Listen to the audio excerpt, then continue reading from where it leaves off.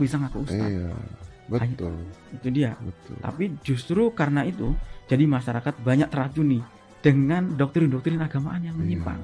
Iya, penyalahgunaan. Betul. Ya yang kecil aja lah, contohnya kemarin kayak toa masjid dipakai buat bangunin azan. Iya. Nah, bangunin azan. Bangunin sahur. Padahal begini, seringkali mereka tidak mengerti fiqhul awlawiyat atau fikih prioritas. Contoh misalnya, sahur itu hukumnya apa? Sahur itu kan hukumnya sunnah. Tapi mengganggu orang lain, hukumnya haram. Lebih mendahulukan mana yang sunnah sama haram? Tentu itu harus jauhi yang haram. Dan banyak contoh yang lain seringkali hanya ditonjolkan simbol-simbolnya saja, melupakan substansi beragama. Kenapa banyak sekali orang-orang yang akhirnya terpengaruh oleh hal ini? Faktor apa? Ya faktor memang pendidikan kah, ekonomi kah? Wawasannya memang rendah, saya kira. Wawasan keislaman masyarakat kita ini masih rendah. Dan terutama lagi menurut saya diamnya tokoh-tokoh agama yang moderat. Kenapa diam? Ya mereka mungkin merasa tidak melupakan kewajibannya, saya kira. Saya juga bingung kalau harus menjelaskan kenapa tokoh-tokoh itu diam. Saya di Majelis Ulama Indonesia. Tetapi ketika saya mencontohkan bagaimana ketidakberdayaan mayoritas itu ada di Majelis Ulama Indonesia. Mayoritas yang duduk di sana adalah ulama yang moderat. Tapi kenapa MUI itu selalu dibajak oleh 1-2 orang yang intoleran?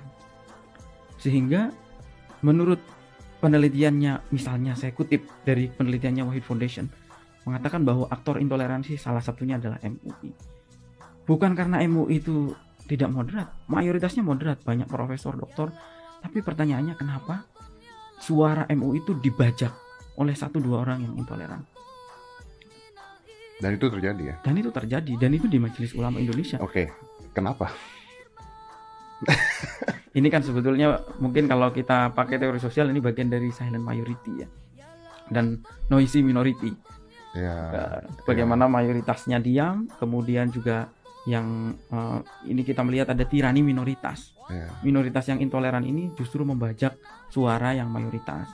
Padahal sebagai saya membaca bukunya Ahmad Rashid, dia orang Afghanistan.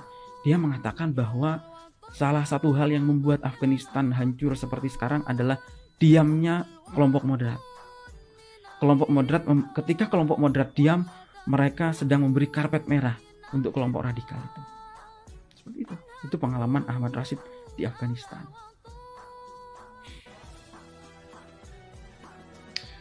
Targetnya artinya adalah menjatuhkan pemerintahan yang dianggap zolim, kan intinya begitu. Ya, jadi kalau kita mau lihat struktur cara berpikirnya mereka itu kan begini.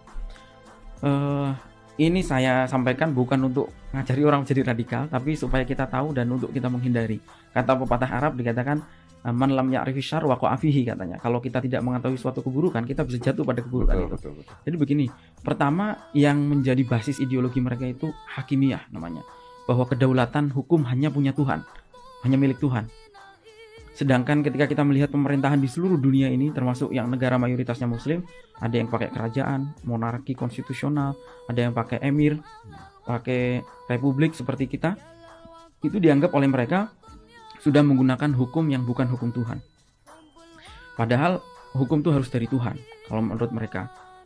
Karena hukum harus dari Tuhan dan negara tidak menggunakan hukum Tuhan, maka negara ini taghut dan kafir. Karena itu mereka kelompok radikal dimanapun pasti mengkafirkan pemerintahannya.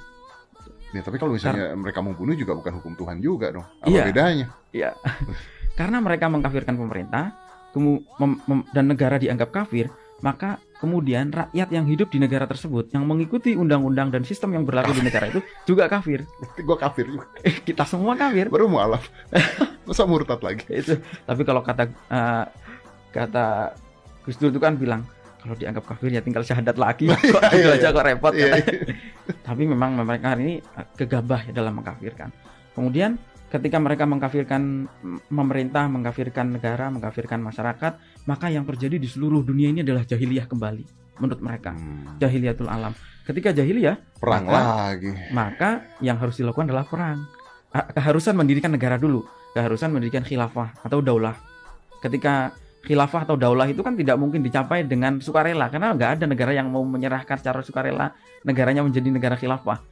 Karena itu mereka menggelorakan jihad dalam arti perang fisik yang menyimpang itu. Nah, jihad itu tidak mungkin bisa ada kalau tanpa hijrah. Makanya ada narasi hijrah. Nah, hijrah, setelah mereka hijrah, kemudian ada namanya al-wala wal bara.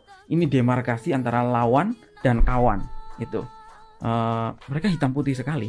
Dan ketika sudah seperti itu, maka motivasi untuk memotivasi orang berjihad itu dinarasikan dengan narasi akhir zaman. Itu kenapa saya ingatkan berkali-kali bahaya daripada ceramah-ceramah yang mengatakan Ustadz akhir zaman. Banyak kasus orang menjadi pelaku teror itu karena mendengarkan materi narasi akhir zaman. Tentu bukan narasi akhir zaman yang berbahaya, tapi doktrinnya ini, propagandanya ini. Misalnya pelaku bom Surabaya itu salah satu orang yang terkena doktrin akhir zaman, mengatakan bahwa nanti bulan Juni ini sudah kiamat. Makanya dia buru-buru harus dipercepat ini. Jangan sampai kiamat sudah terjadi dan dia belum sempat melakukan jihad.